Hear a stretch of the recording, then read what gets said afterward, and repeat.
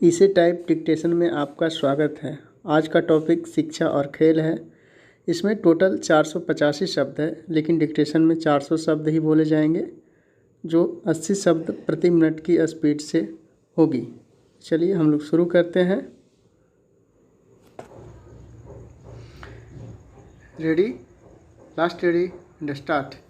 शिक्षा का वास्तविक अर्थ और प्रयोजन होता है शिक्षा पाने वाले व्यक्ति का संपूर्ण एवं समग्र विकास।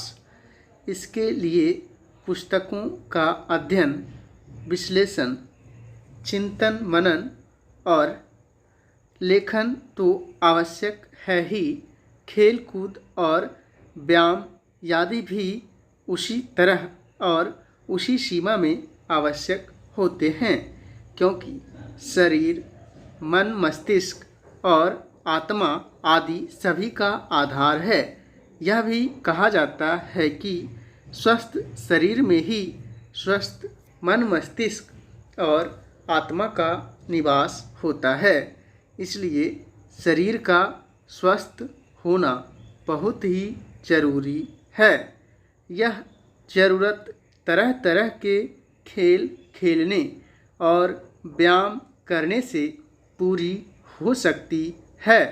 मस्तिष्क के लिए तरह तरह के विषयों से संबंध रखने वाली पुस्तकों का अध्ययन करना आवश्यक होता है।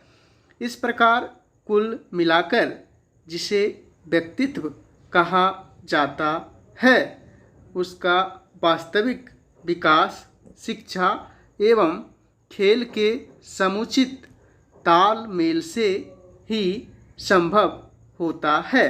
अतः शिक्षा और खेल का आपसी संबंध स्वतः सिद्ध होता है।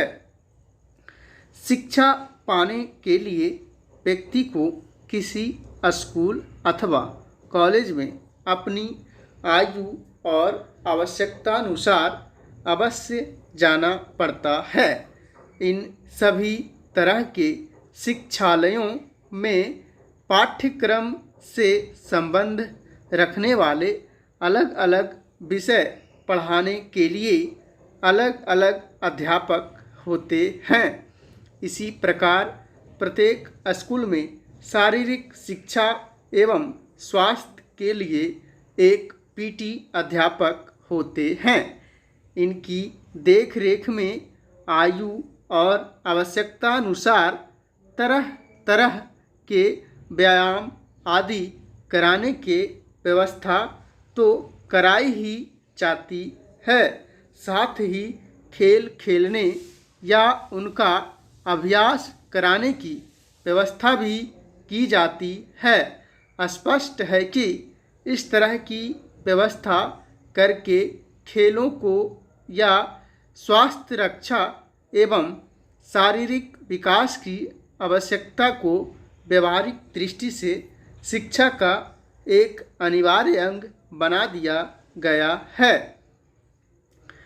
अब प्रश्न उठता है कि खेल कूद आदि को शिक्षा का आवश्यक या अनिवार्य अंग तो बना दिया जाता है, पर क्या इसके लिए उचित स्थान, साधनों आदि की भी व्यवस्था की गई है?